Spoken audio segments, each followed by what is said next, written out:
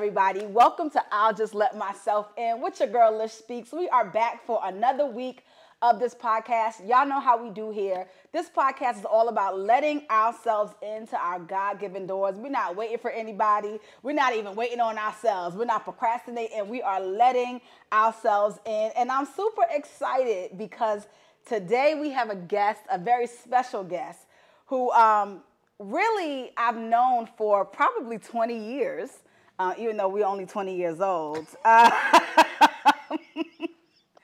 But today we have a very special guest. Let me tell you a little bit about this person. She is a productivity coach, an author, a speaker, a wife, a mother, a follower of Jesus, an ordained minister, a co-founder and CEO of an entertainment company, IHG, and a co-host of a 30-minute podcast called 30 Minutes of Power Podcast. Ladies and gentlemen, she got more than that going on, which is why she's coming here to talk to us about a book that's coming out that she had a whole lot to do with. Without further ado, make some noise for Jori O'Neale, everybody. Appreciate it. Man, welcome to the couch. It's been a minute. Welcome to the couch. Listen, I made it. I made it. We had to have you here, man. So did I get anything wrong? Did I get anything wrong about your... IYH Entertainment. IYH. What did I say? IHY? Yeah. IYH Entertainment. Yeah, in Yahweh's house. So the whole premise of the company is that we do clean entertainment, all parts of it. Yes. And the goal is to inspire people to then create. So our tagline is encouraging creativity through community. I love it. I love it. IYH. IYH. Yeah. I had IYH written, but it's sometimes okay. a little the slack be in the mix. We all got it. Are you still a co-host or just simply a host of your podcast? I'm a co-host. You're a co-host, okay. You doing a great job, like driving this ship alone. That's fantastic. I need help. So me and my homegirl, we were running actually a Monday night Bible study. Yep. And people kept asking us for the replays. And we're like, what is that? Like, you show up in the room. Right. So we were like, what if we turn it into a podcast? And then we were going back and forth with names. And then my homegirl woke up like midnight and just like, Jori, God told me 30 minutes of power. I was like, but you know we talk a long time. I don't know how true this 30 minutes is going to be, but we'll do our best. So we'll do our best. Yeah, we run it together. I'm on the production side, editing, all the things. And when I do my one-on-one segments, I'm the main interview or whatever. Right. But yeah, we pull up. Usually we do lives every Monday night. Love it. And our following is an odd mix of humans, but I like it because it's men and women, even though the podcast is geared toward women being empowering other women. Right. But it's an older generation of women who may have missed their calling in life, women who maybe feel like, oh, after the kids graduate, or like later. And I'm like, but what if later never comes? And what are we doing right now? And so it's been fun. We've been doing it for 2 years. I love it. Awesome. 2 years. 70-something episodes, I saw. Yeah. And I was like, okay. 77 tomorrow. Nice. Awesome. Listen, we're here in part because you are part of a powerful book. Yes. Called More Than Enough, The Silent Struggle of a Woman's Identity. We're going to talk a little bit about that book. We're going to talk a little bit about the chapter that I saw your contribution. I'm more than my craft. More than my gift. More than my gift, sorry. Yeah, man, that is powerful. It is. Because for those of us who are so tied, our identity is so tied to what not only people know us for doing, but what we love to do and what we feel graced to do and what we feel like we were born to do. Our identity gets so tied to that sometime when that fails, we feel like we failed. And so I'm really excited to talk to you some about that. But before we talk about that, y'all know we got a segment. My favorite segment is called What I'm Stepping In here at the I'll Just Let Myself In podcast. And today I am stepping in a pair of Brooks. Now let me tell y'all a story about these shoes. My husband and I'm a little bit older than him, a couple years.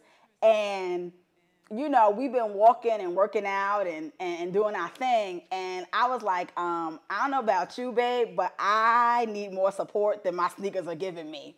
And so I was on Instagram, and I saw this store called Road Runners, I believe. If that's wrong, we'll fix it. But anyway, they had this whole thing where you can go get your foot assessed. So you walk on a treadmill, you stand on this thing, and they laser and all this, and they tell you if you roll your heel, if you have a disinclination or whatever, whoop-de-whoop, right? So we go, and shout out to Maceo at the Peachtree Corners store, because he hooked us up and really taught us like what is needed to have a good walking or running, I'm still walking, experience. And so I went in there thinking I was gonna get a pair of Hokas or Asics or something cool and fancy.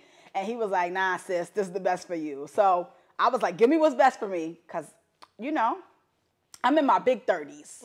I'm 36. So, that's not, I'm in my 30s, I'm in my early 30s. I'm in my late 30s, okay?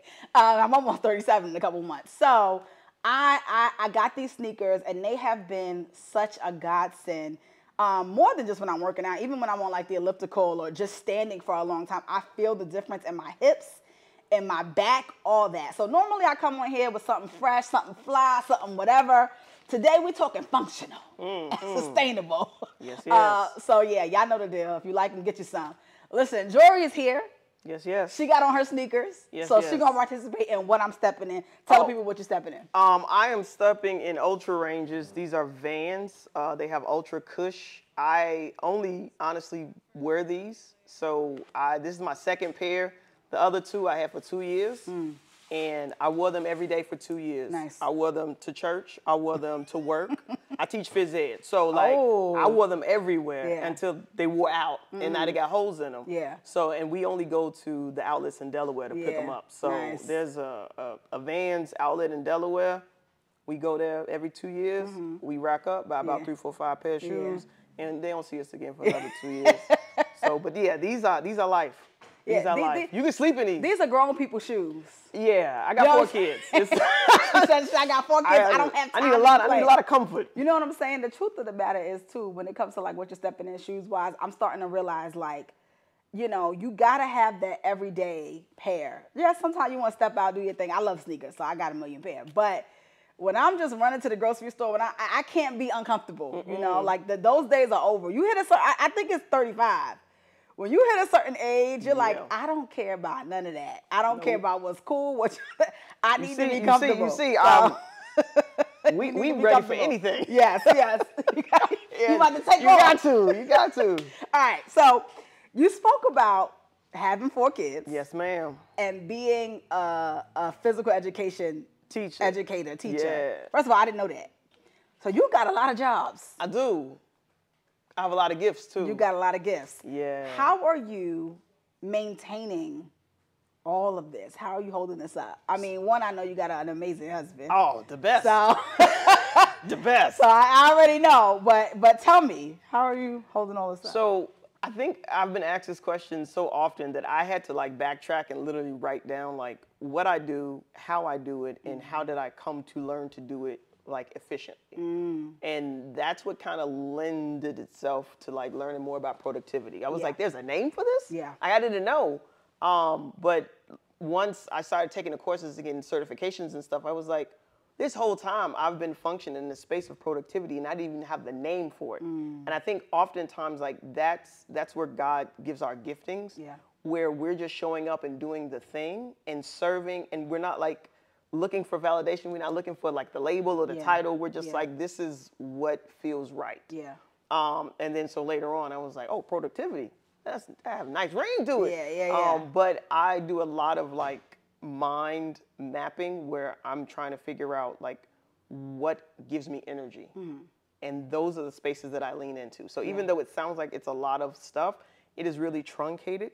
I do a lot of things like the Pomodoro method, where if it's an activity I don't really want to do, I give myself a 25-minute time and I just get it done. And more than likely, I stay there longer than 25 minutes and it's smashed. I also do a lot of like task chunking. Help us. Listen, task chunking is wild. Like, so help us. I edit my own podcast.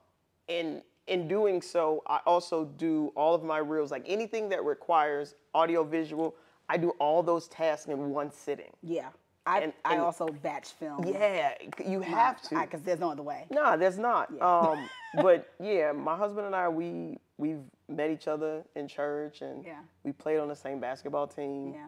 And we carried that idea of teamwork into our marriage. Oh, I love that. Where neither one of us does the one thing. Like, we both learn to do everything.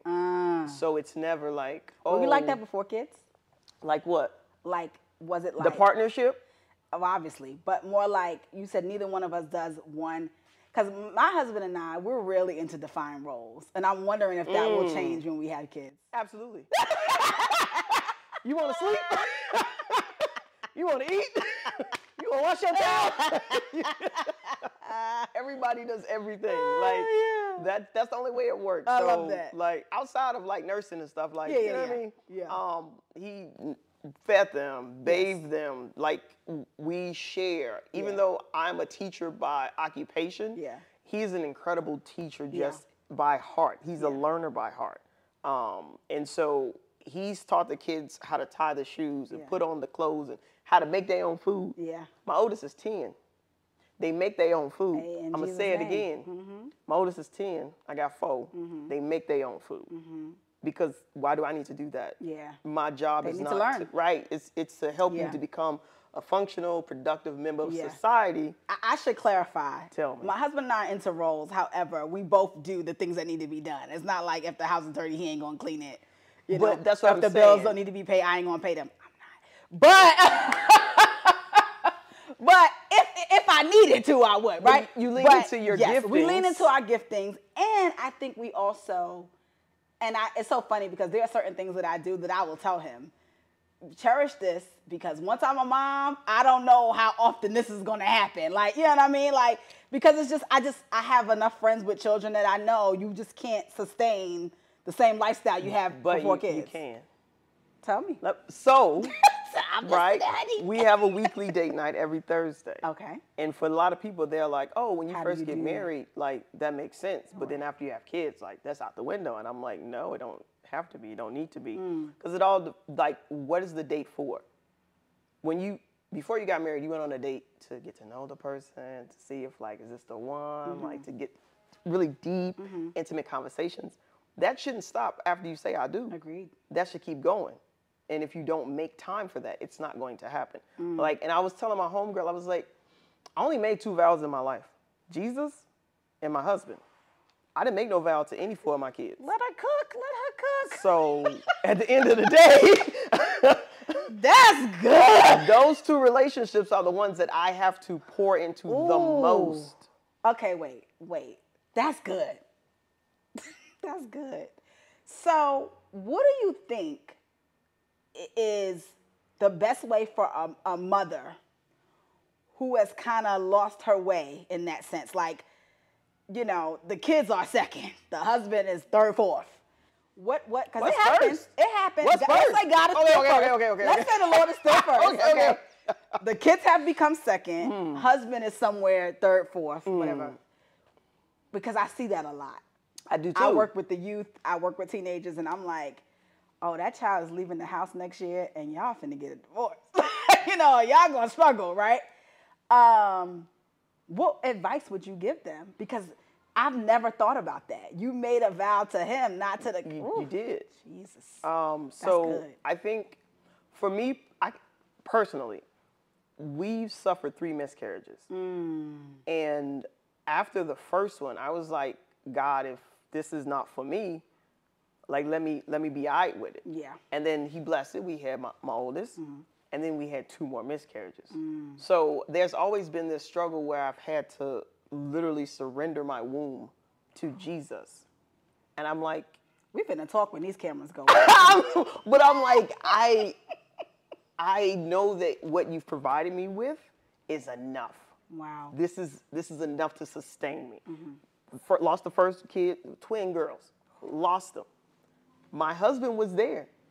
I said, Jesus, he is enough to sustain me. If I never become a mom, he is enough to sustain me. And then we had the first kid. We lost 2. He is enough to sustain me. And so then 3, 4, 5. You know what I'm saying? Like, they just kept pop. You're like, all right, got it. We good. You can turn the faucet off now. You turned the faucet off, not God. No. Clearly. We did, though. We did. Faucet's off. But at the end of the day, I'm like, when they leave, did I say, God, please give me a husband that will only be until my kids come, and then let my kids take the place of my husband until they leave, and then bring my husband back? Like, no one prayed that. Yeah, right. That's a wild It's prayer. not some placeholder for your emotions until your kids come. That is a very intentional thing that we've done. But that's not us. Like, we're not like the wisest humans. We got discipled, right? We got mentored by older married couples, some who had been divorced and got remarried in the church. And so it was like, well, what did you do? So we don't have to go through that, because I don't want to go through that. Right. Like, how do we shortcut? I don't. Yeah, right. Let me learn from your mistakes. Let me get over the hurdle, right? Let me get over the hurdle. And so they were like, here are some things that we did. And so I could share those things. Yeah. One of the things was have a consistent date night. And I'm sure everybody who's ever been to a marriage retreat or you listen to any marriage podcast, but it's absolutely. Yeah. And people are like, oh, but we don't have time. That's a lie. Yep. Make time. Oh, we don't. Well, we got kids. Okay, I do too. Whole bunch of them.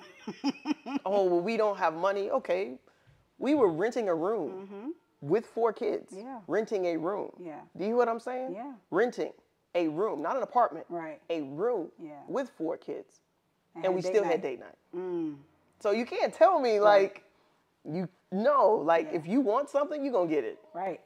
Yep. If you want something, you go get it. If something matters enough to you, you'll make time to make it happen. And I think it's... Absolutely. I love what you're sharing because for so many personal reasons. But also, I think it's important for people to hear that you can be a mom, you can have dreams and goals, you can struggle financially, you can struggle, in terms of your health, physically, medically. Absolutely. Thank you, I couldn't find the word. And you can still serve God. Absolutely.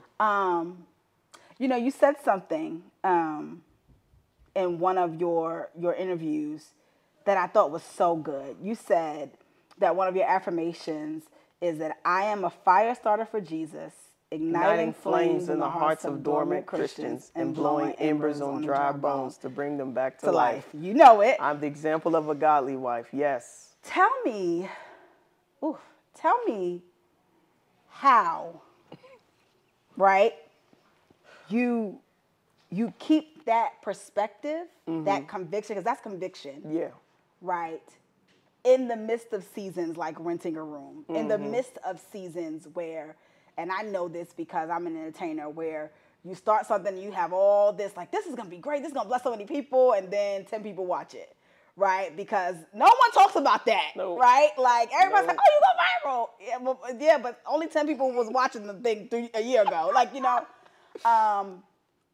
but you still feel the responsibility to be this to dormant Christians, not just the lost. Because we get fired up about the lost. The lost, which we should be. But to feel the responsibility of your brethren, of your sistren, how do you keep that fervor? Because you've been a Christian for 22 years, right? Yeah. So, how do you keep that? Did we get baptized the same year? 2002? Yeah. Yeah. Yep. Wow. Yep. That's what's up. Yep. I did not know that. Yep. Okay. October 27th. March 10th. Nice. Awesome. Big sister by a couple months. Nice. Honestly, I've not always been fire startery or anything like that. I think God allows us to hit these valley low moments. And it's almost like a come to Jesus moment. And I was sharing with my homegirl, I said, salvation, yes, 22 years ago I got saved. But sanctification is an ongoing experience. Yes. So we going from level to level to level to level. And it's not even like accolade to accolade. It's literally level to level to level to level, falling deeper in love with Jesus. Yeah. Because you said it wasn't until your 40s that Well, no, 39. No, you said 38. 39. You said 38 when I saw. You said 38, almost 40. Right, you felt like you really started like walking in. Yeah. You said you had a relationship and it was building that whole time, but you really started walking in. So walking in the power of the Spirit because, so again, I'm a phys ed teacher. my title, my occupation, my mortgage, all depended on this one thing. And when God took it away, I tore my ACL. Ooh. I've been an athlete my entire life, never had any injuries. And then after I stopped playing, I'm at a volleyball practice. I'm going up to demonstrate a spike. Knee knocked out, done. I'm not walking for a couple months. You can't teach phys ed if you can't walk. That's not. There's no Paralympic phys ed class. All right. Even if my students have disabilities, I still need to be well. Right. And so I was like, God, like, what you doing? We got a mortgage. I got 4 kids. We ain't got time. What's happening? And I was like, all right, I'm not sure what this is about, but we've been here before. We've been in these dark spaces where you've shaken me and said, that's not what you are. That's not who I've called you to be. And that's what he did, I feel like, when I had my first miscarriage. Because I was so geeked to be a mom. I was fiending to be a mom. Everybody needed little cute babies, little pictures and outfits. And God was like, that's not what I called you to be. And I was like, oh, okay. All right, got you. All right, yes, sir. Like, all right, what am I supposed to do, though? Right. And he's like, just obey. And then it was learning to hear that still small voice of God, learning to move in the Spirit, not to fight the Spirit. When I had these inclinations, to not question them, but to be curious about them and then lean into them, right? And so I was sitting in my room and God was like, get up and go clean out the next bedroom. I had a hip cast from my hip to my ankle because I couldn't walk. And I hear a voice say, go clean the room. What? That's not Jesus. That's the devil. I can't walk. I'm going to fall on my face. And I was like, all right, let me lock this joint and see what happened. And I went in the next room and I cleaned it. And then Ron came home and I was cleaning the living room. He was like, what are you doing? What's happening? But I cleaned the room next door, and God was like, this is going to be your prayer room for a while, so I need you to get it ready. So I literally took out everything. It had a bed, it had a desk, and it had a chair where I sat in a corner, and I just prayed, cried, and that is where all of my books came from. He would wake me up at 2, 3 in the morning and just talk to me. And I, as feverishly as I could, try to write it down, and I was like, I talk a lot. Why don't I just speak it into existence? And so I started opening up memo pads on my phone, and I just started talking. And that's legit how my first book came, just talking. And I was like, what if I just keep showing up and talking? And then that's what the podcast became. Just showing up, and whatever God put on my heart, I just made sure I showed up consistently and just started talking. And so here we are now, 2 years later, 77 episodes. But I think, I'm going to go back to your first one. Consistent date nights. I think you have to have heart-to-hearts with your husband, and like y'all have to figure out like what are your goals collectively. And so Ron and I have goals individually, we have them collectively, and then we have them eternally. And when I say eternally, I'm talking about like the goals that you have that are going to leave lasting impressions and legacy in this earth. This is so good. And so we do 1 year, 3 year, 5 year, 10 year, personal, collective, and then like eternal. And that's kind of like, that's our North Star. And then we check in and like, hey, how we doing? What's going on? You hit this goal a year ago. It was year 5. What we doing? What's the vibes? What we doing? And so I say that's the second thing. The third thing is, remember why you fell in love. Like, what was it about them that you was like, I couldn't live without? And then like start praying for God to like help you to see that again if you lost it, or all the weaknesses that are easy to see. Pray for God to help you see those as his strengths. That's good. That prayer, it prevented, we were going to get annulled. Like, say about 9 months in, I was like, this is too much. Really? There was some stuff happening. We could talk off camera. But it was some stuff. And I was like, God, I can't do this. This is too hard. It is. It was. And he was like, but you can do hard things. Because you got me. I was like, all right, but you're going to have to send some help. And so we started getting with mature couples. And I'm going to say the thing that allows me to do. How old were y'all when you got married? 28. Okay. 28. I tell people all the time, I think we've had an amazing first year. So our anniversary is the 27th of August. Hey. Our 1 year. And when we talk to people, you know, and I tell them what's going on in our lives and all this stuff, I'm like, it's just my age. I'm 36. I was 35 when we got married. He was 31. It's like, there's certain things we had gotten over and gotten through. Absolutely. Especially me. He's great. I was a wreck at 28, 29, 30, 31. I got married at the right time because I got married, I want to say, he'd have left me. spot on as well. Because I got baptized at 18. Mm-hmm. So my entire college career, baptized, Christian, you know, just doing all the things for Jesus, super zealous and fired up. And serving in all the ways. And whatever wild idea got in my head, I was like, all right, God, let's go do it. And that's what I had to remember when my ACL tore. That I said, remember when you used to just go? Yeah. You used to, and I'm like, all the excuses, but you got a husband now. You got kids now. You got, and I'm like, but are those hurdles or are those blessings? Are those building blocks? Like, can I use those to faster, higher, better, strong? Yeah. And so I was like, it's just perspective. Absolutely. Absolutely.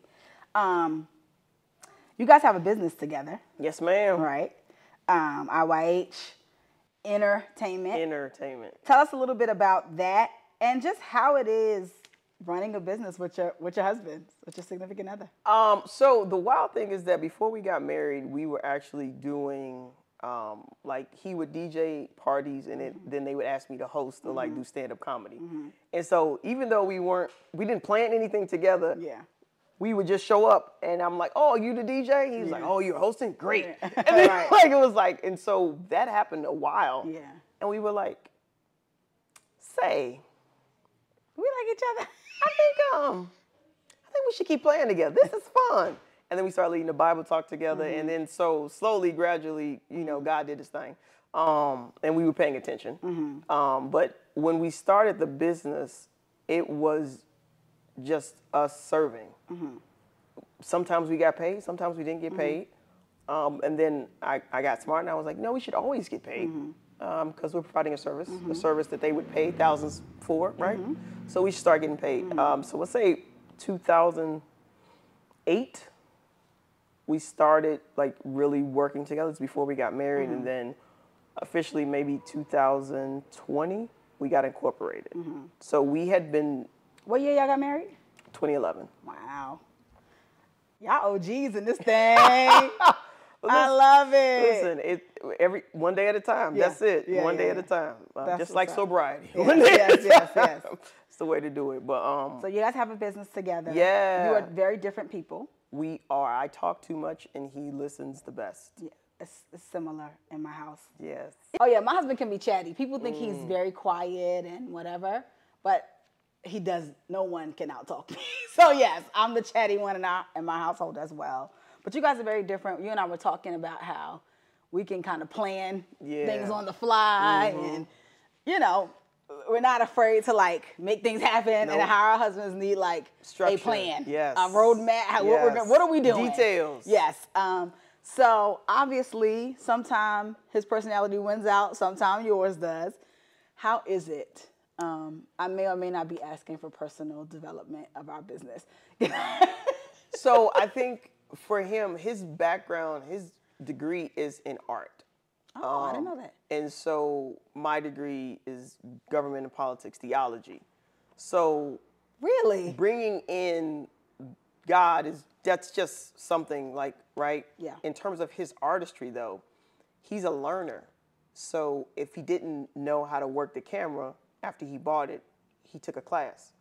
When he was trying to learn how to edit, he took a class, right? Like we have a 2-season TV show that is on Power Network on Roku. Yeah. Nice. So six episodes each season, right? But it's all produced in-house. The first season is not as great as the second season. That's the point. Right? The learning journey. Is this reality TV or is this like a scripted television show? This is a scripted television show. How did I not know about this?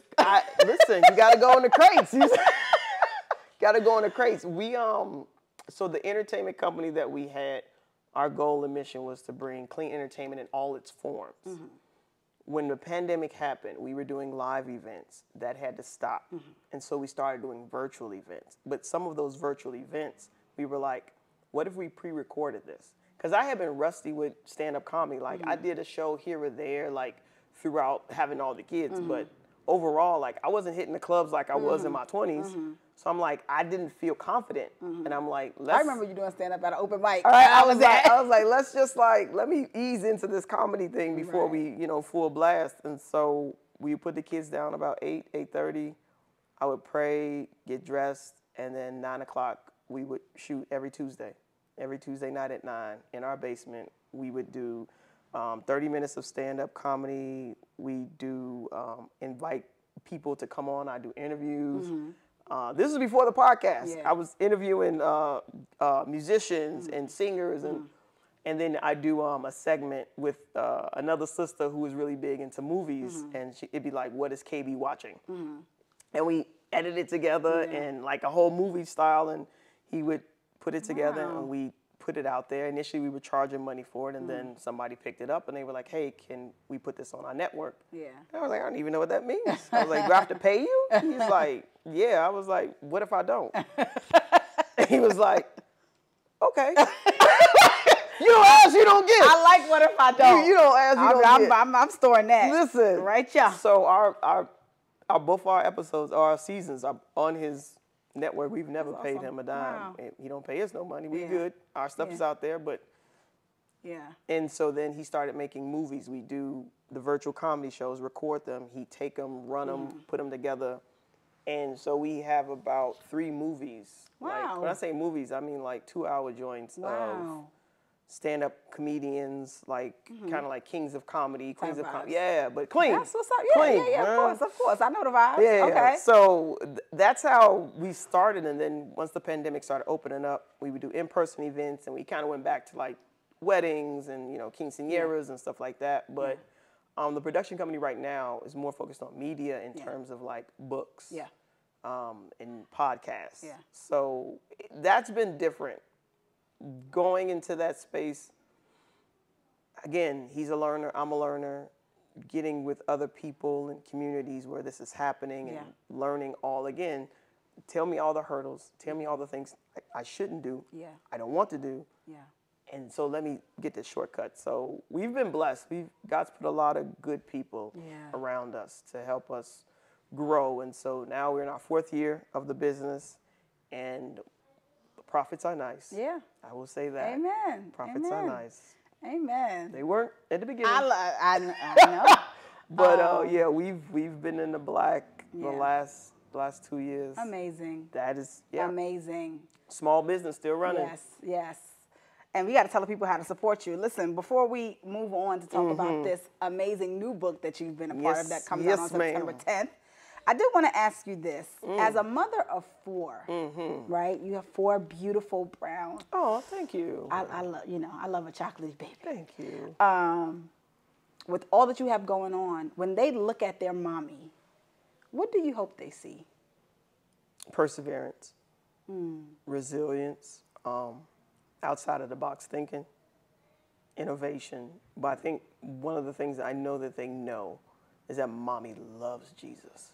Like, mommy kicks us out of our room to spend time with Jesus, right? Like, they're like, oh, you having your quiet time? No problem. And they'll, I just want you to open this. You know what?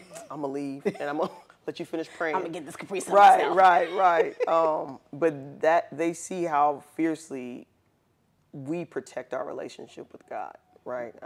Because I'm only one half of the parenting equation, but they see how fiercely we protect our relationships with God, and how, like, we'll go to church and say it's like a park service. All the rest of the kids is at the park, like they playing, whatever. And we're like, we didn't come to the park to play. We came to praise Jesus. So you're going to sit here, and you're going to worship God, and you're going to wait until the service is over. And when the man up there or the woman up there say, you are dismissed, then you can go play. But until that time, you came in for church, so we gonna do church. So I want to instill a reverence for God in them. Yes. Because if they get that, then I'm like, all right, go. Even if you go astray, I know the seeds that were planted. I know the seeds that were planted.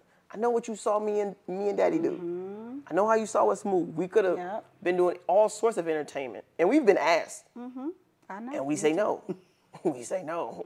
It's not an alignment. It's not with our brand, and it's not with our Jesus. So we can't, right? So I hope they see someone who loves God and is not afraid to take risks. I love that. I think those two things I say with confidence that they got that pretty good. Let me tell you why that's special. It's special because so many people want to teach their child one or the other. You take risks, you go after whatever, and if you make it to church, cool. If you don't, cool. If you pray, cool. If you don't, cool. You know, just believe in God, but go after your dreams with all your heart. Or they put God in this box where all you can do is serve God. And if whatever you're doing is not for God or for whatever church you're a part of, then it's not important. And it's such a narrow way of thinking. So many people who have so much talent have not put it out into the world because of church. Yeah. And because of, you know, their parents' perception of what it means to serve God. And so I think it's so awesome that you tie those two things together. That you want them to see that you fiercely love Jesus, but also you can be fearless because of your relationship. Exactly. You know, and it's something that I believe this with all my heart. I'm like, listen, I don't know what God you serve, but the one that says immeasurably more than you can ask or imagine, he not talking about Sunday only or Wednesday or whatever day you go to church. Like, he's talking about in the world. You know what I mean? And I just love that. I really do believe your children see that. I think it is so important and it's so generational. It's breaking generational curses. I hate that term because we say it so much. Generational curses and generational wealth. That's all we ever talk about. But I do have to say, for black children to see their black mother going after her dreams, right? Blacknificent. I love it. Going after her dreams, not just being their mom or just their dad's wife, but being a full woman, operating holistically, it will give them a confidence, both the boys and the girls, to move throughout the world in a way that says, wait, I can be. And it's something that not a lot of us witnessed growing up, circumstantially, just wasn't able. So I think it's such a beautiful thing that you are doing this, and that you're mothering, that you're parenting. I love how you say you're one half of the parenting equation in this way. I'm picking up so much just from watching you before we started filming and just listening to what you're saying, because, you know, if it is God's will, I don't know if his will or not, but if it is his will, I pray to be that type of example, you know, to my kids. And you will. I pray. Well, you gonna help me. Yeah, I got you. I got you. I got you. I love that. Okay, let's talk about this book. Yes, ma'am. You have been involved in several books, but most recently, you've been involved in this book called More Than Enough, The Silent Struggle of a Woman's Identity. Yes. Tell us the story of how you got involved in this book, what it means to you, all those things. We'll give you the short rundown. So the head author, Tamra Andress, during this transitional time where God told me to clear out the room and was waking me up at 2, 3 in the morning, after he gave me the downloads, I'm like, all right, now what I'm supposed to do, because I don't have to get ready for work until another hour. A friend of mine was like, have you ever tried Clubhouse? Remember Clubhouse? Went on Clubhouse, stumbled upon Breakfast of Champions, listened to it religiously.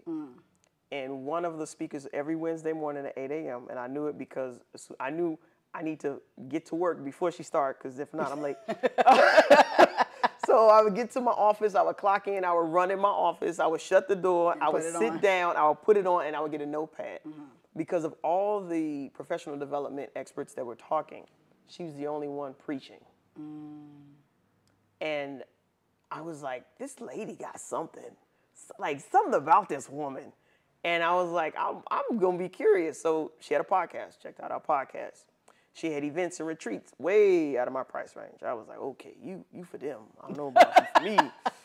And Nothing then is out of your price range. But then, right, that part, she said, hey, the Lord called me to just throw out a special on Clubhouse on that Wednesday morning that I was listening. Just that one morning that I happened to be listening.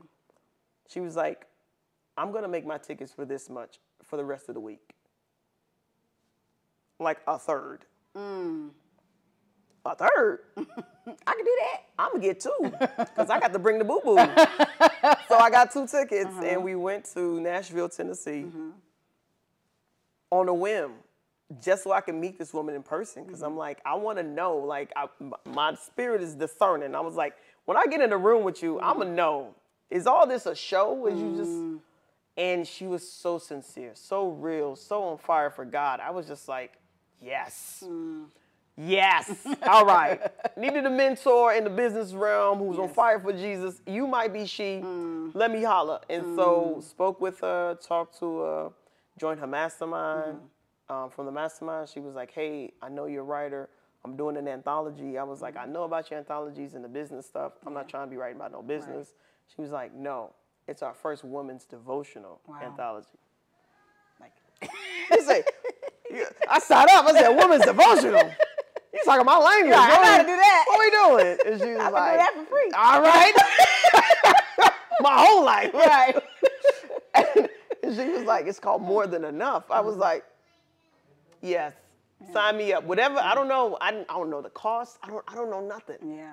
More Than Enough? I said, sign me up. Yeah. Because that is where God had me. And I was reading this book called Worthy from Jamie Kern-Lima. Pick that Amazing. up. Okay. Oh, gotta check that goodness. Out. Yeah. But I was reading the book Worthy when I found out about this book More Than Enough. And Worthy is a journey of identifying who you are in God and stripping away all the other things that you find your identity. If it's body image, if it's title, if it's prestige, if it's money, if it's marital status, kids, all the things that we wrap our identity in, what church we belong to, if we do belong to a church, right? Like, and the book I was reading was like, all right, I'm going to do this work so that when I write my portion of this book, I'm showing up as Jori. And so More Than My Gift was not even an option. It wasn't even on the table. She was like, oh, more than my religion. And I was like, I want to take it deeper than that. She was like, what do you mean? And I pitched the title for her. And she's like, nobody is coming from that lens. Yeah. She was like, I like it. Let's do it. And so it literally can go in more than my job or more than my religion because I'm talking about all the titles that I carried. And specifically, my title is teacher. Yeah.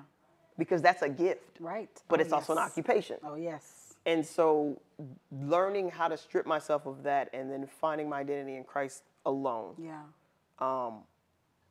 Writing the book was a journey, but then after the book was written, during the editing process, and then we would have these calls where each woman is sharing what God was revealing from what they wrote, and then we got to read each other's. The stories, I mean, like, we did a pre-launch party in North Carolina a couple months back. Everybody was crying.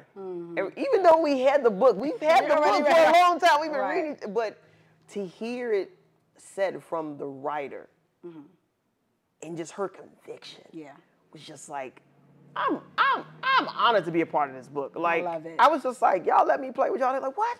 Your part was great. I was like, yeah. So the reason I was saying that you're too humble is because you have this thing that you do where when things are good or nice, it's almost like you're like, oh, but you're in these spaces for a reason. Like, you're around these other women who do these great things for a reason. And when I say you're too humble, I don't mean you should start being arrogant and like acting like whatever. That's not what I receive. But I also want you to accept that God is elevating you. And that's okay too. Okay. I know. I'm going to pray about that one. Amen. Pray about it. I could be wrong. I'm just saying. I feel that in my spirit, it's the limiting beliefs. And that's why I went into the self-development space, because I don't feel like we are taught that in church. I feel like humility has to look like self-deprecation, or it has to look like, woe is me, and less than. I can't shine my gifts unless I'm in the church shining my gifts. And even then, you better not be too proud of it. Right? And so I think that's the lens I took I took when I wrote my chapter because I share about the gift that I have of loving people like Jesus, of bringing Jesus everywhere I go. Yeah. And that's including a public school, New York City classroom, bringing the love of God to children who may never felt loved or heard or seen someone say, I love you, who may not have gotten a hug in over a month. And these are high school kids. So you were in New York City high school. Yeah. Good times. And just loving them. Yeah. And what does that look like to be a Christian who, I know my gift is ministry, but does that mean that I'm supposed to subjugate it to church? Yeah. Or am I supposed to be like the first century disciples who took their ministry everywhere they went? Yeah. Yeah. Including their occupation. Correct. In their homes, with their children. Like, we sing this song like, you gotta take the little, right? Like, in the home, in the street, everywhere you go, but then we only on Sundays, maybe on Wednesdays, maybe on Fridays, maybe on small group, maybe. But like, what about everywhere you go? And also, like I often say to people, you know, the Bible tells us that Jesus was a carpenter for a reason. There's a reason. If his occupation didn't matter, if we don't need to do anything but make disciples and come to church, then why tell us that? Right. Why tell us about, you know, anyone in the Bible's, any of the disciples' occupations? You know, there's a reason, and I think there's such a beautiful gift in using your gifts outside of the four walls of the church at large. And then also really being mindful that God is pleased with you when you are operating in your gifts, but he's also okay when you're not. That part. You know, when God says, this is my son with whom I am well pleased, it was before Jesus had ever done anything. He was just pleased with them because he was a son. And I think as artists, as gifted people, sometimes we need to remember that. Like, people may not see me if I'm not doing X, Y, and Z, but God sees me. And so this book, you know, more than enough. Cover is more than enough. This cover is, first of all, my favorite color is pink, so I love this. Is really beautiful. You know, I think the silent struggle of a woman's identity is such a fitting title because we really do suffer in silence a lot. We really do struggle in silence because we think it makes us look weak or insecure or whatever to share these things. But I am so encouraged that you guys took the time to give us devotionals, to give us things to think about, pray about, to meditate on. There are a lot of practicals in this book, and it's like the gamut. It doesn't matter what station in life you are, like legit, like you could be early 20s, you could be a divorcee, you could be a widow, you could be a military wife, you could be a woman who struggles with infertility, like literally, you could find you in here. And that, I was like, to be part of a project where I'm legit talking to every woman and helping her establish that her worth is in Christ and Christ alone. Not in the things that have happened to her, not even the things that she's been blessed with. You're talking about CEOs, people who run Fortune 500 companies who are writing about their struggles, internal struggles.